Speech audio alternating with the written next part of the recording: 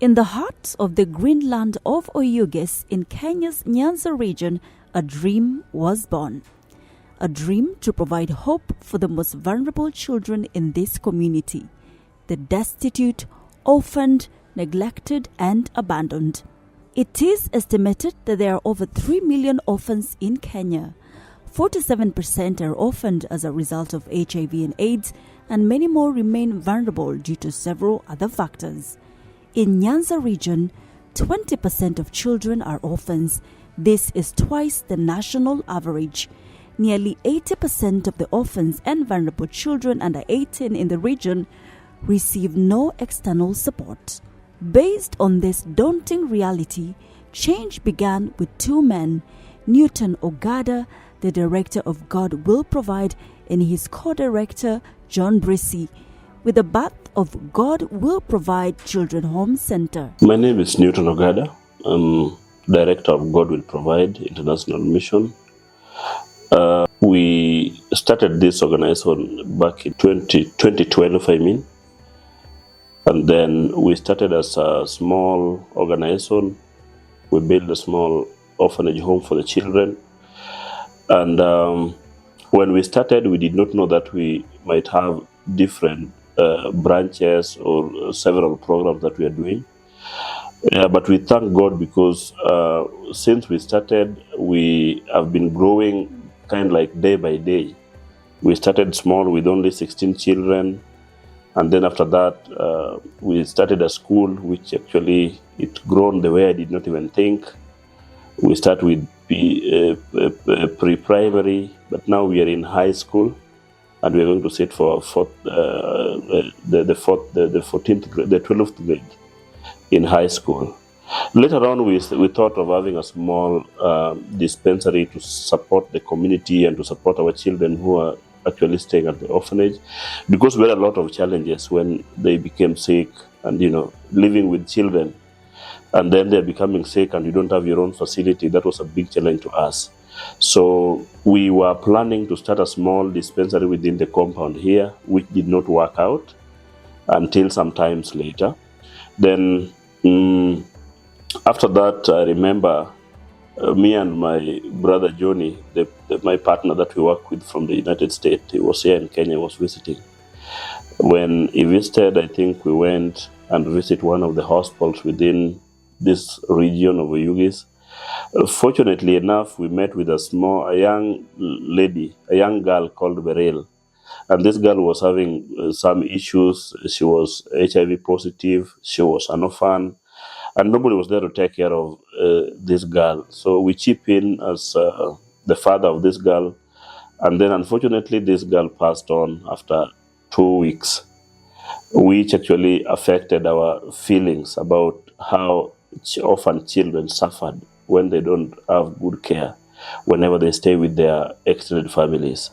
So this led us to build an hospital, because being it was in our mind, we thought it was now wise to reach out to the people and to build something that will help other children who are similar problem like Beryl. The life of an orphan in the community, if there's nobody who is coming in to support, somehow we may lose to have good people in the future because nobody was there to take care of them.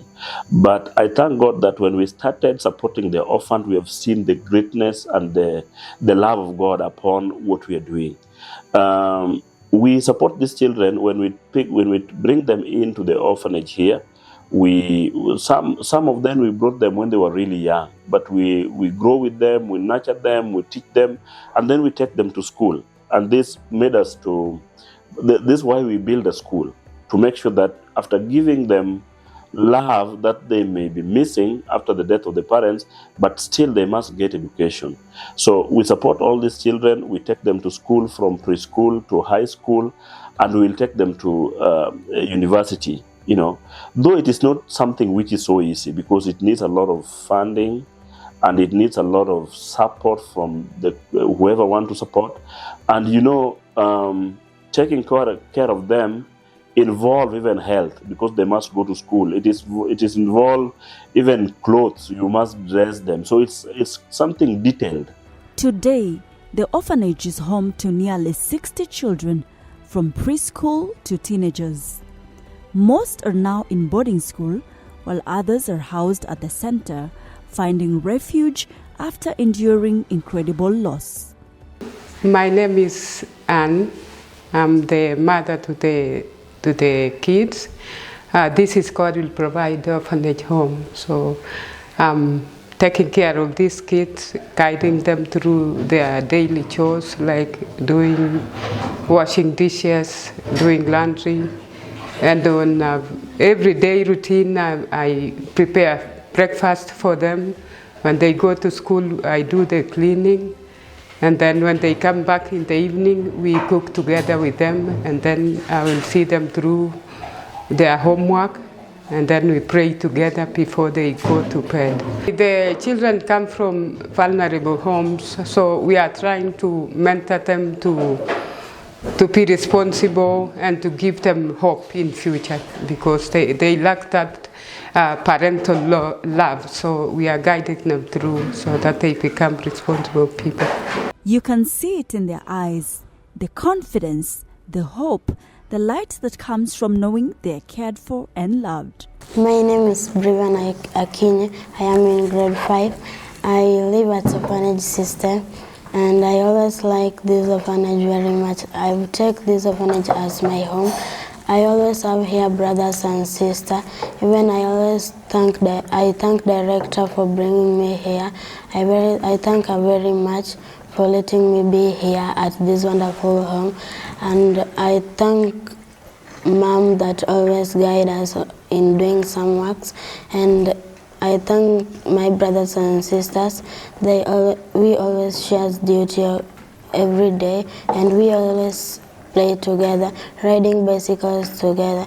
I thank them very much. I've taken them as my sisters and brothers.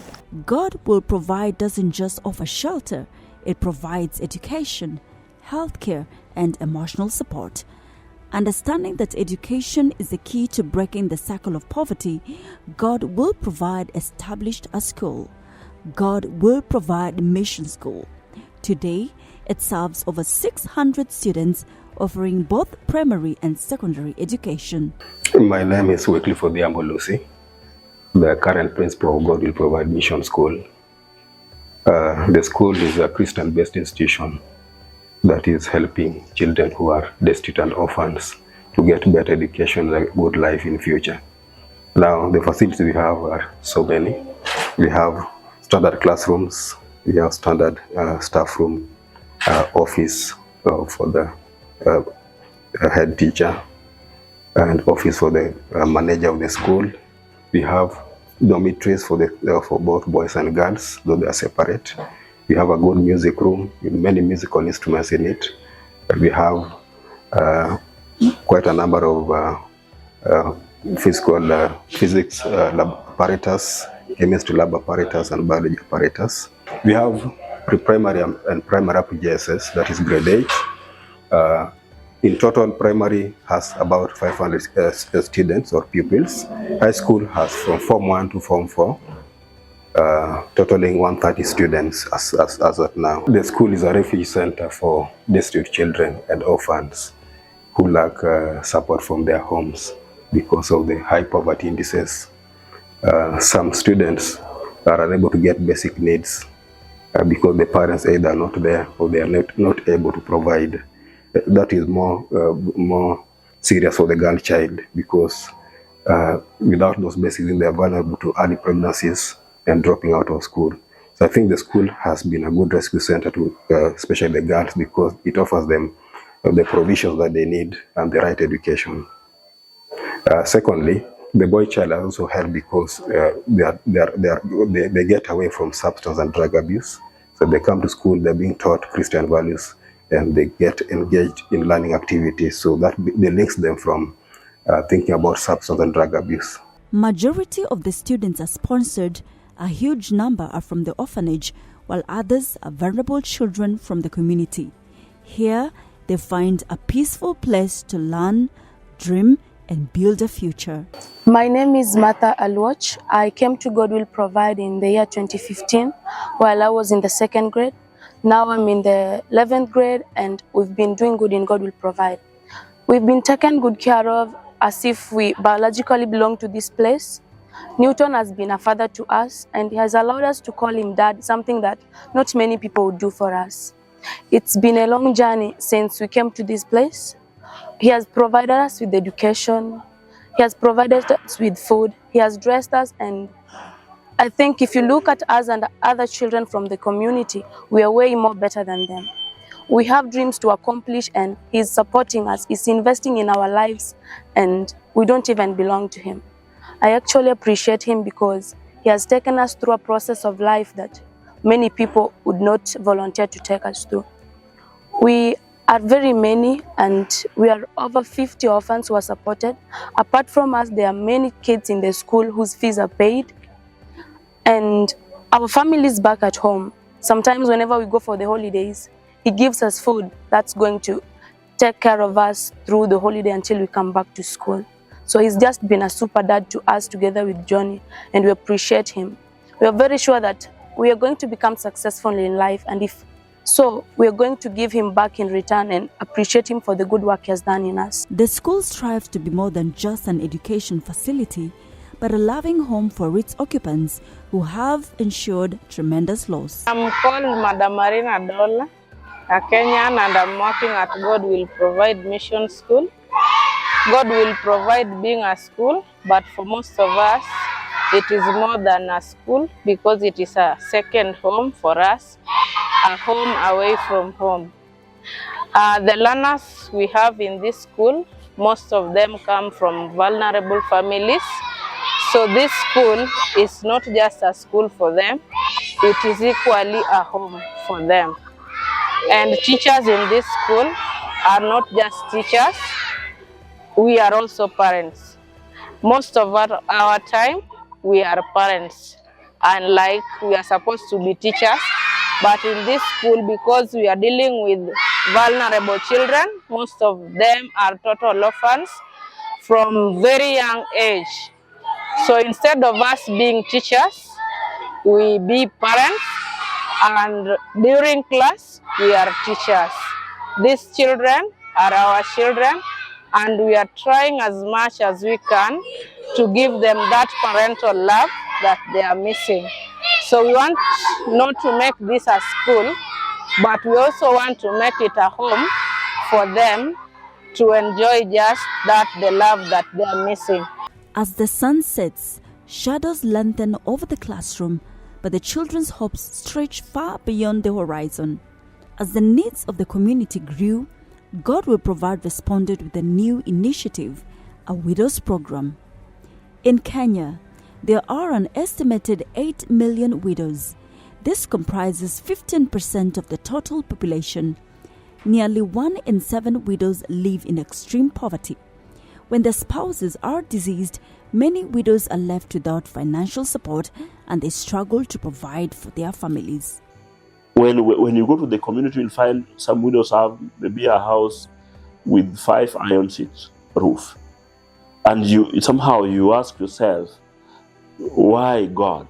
Why this woman lost her husband, and this woman was left with maybe 5 or 6 children, and this woman has no place to stay? You know, so I've been so happy to see what God is doing through our hands. Whenever I've been seeing these challenges, when they come across me, I ask some well-wishers who are my friends. They actually, most of them supported me. And what we do when we get the support, we make sure that we build a house, we buy maybe a mattress, we buy maybe beddings, like bed and mattress, and somehow we even purchase some food stuff for them. So, and again, sometimes we test them, we find they're sick, we bring them to the hospital. So our ministry is a chain of lifestyle or life cycle within a human, in the community. In a world that often forgets the most vulnerable, God Will Provide stands as a reminder that compassion can transform lives. From providing homes for orphans and widows to schools for children who dream of a better future, this is proof that change begins with a single act of kindness. In our ministry, we have several needs. We have education need because we need support to our orphan children who are already at the orphanage and school, and for the future that will be coming. This thing is not something that will stop tomorrow. So whoever want to support on maybe paying school fee for a child, we are here as an organization to accept, because we want to make sure that we help our children to get better education.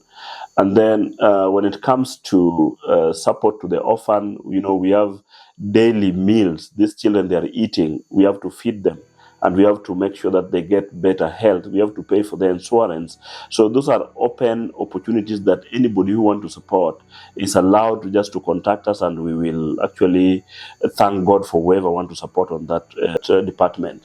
And again, we have an hospital where we still have a lot of needs of medical equipments that we are requesting for anybody who want to support, maybe with bed, with machines. We are here. If you help us, we help the community. If you give us, you reach out the people, you reach out the widow, you reach out the poor.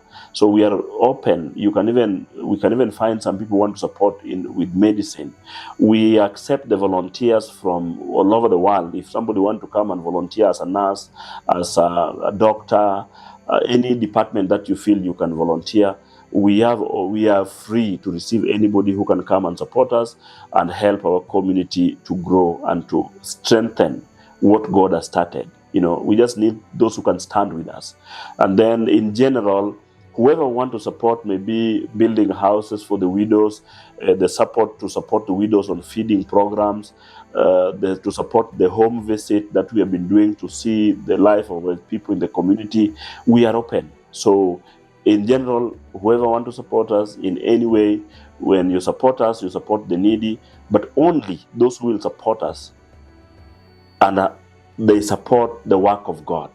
They're not going to support Newton or any other person, but whoever want to support will support the work of God.